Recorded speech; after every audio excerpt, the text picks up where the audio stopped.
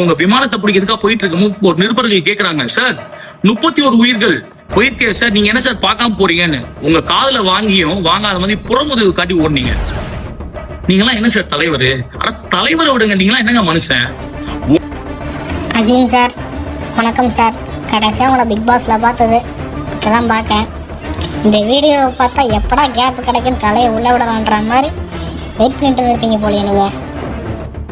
இந்த பிரச்சனையை நான் நியாயப்படுத்தி பேசலை, தெரியாமல் ஒரு விபத்து நடந்துருச்சு, அதுக்காக எல்லாரும் வருத்தப்பட்டுட்டு தான் இருக்காங்க. இந்த இடத்துல நான் சில சம்பவம் சொல்லிக்க விரும்புகிறேன் உங்ககிட்ட. கள்ளக்குறிச்சியில் கள்ளச்சாராயம் குடிச்சு 66 பேர் இறந்து போனாங்களே சார், அப்போ என்ன சார் போனீங்க? இந்த அஜித்குமார் கேஸ்லாம் ரொம்ப கொடுமை பண்ணி சாகடிச்சாங்களே, அப்போ என்ன சார் பண்ணிட்டு இருந்தீங்க? அண்ணா பாலியல் வழக்கில் ஒரு பொண்ணு கொடுமை பண்ணி சீரழிச்சாங்களே சார், அப்போ எங்கே சார் போனீங்க? அதை பற்றிலாம் வாயை திறக்க காணும்.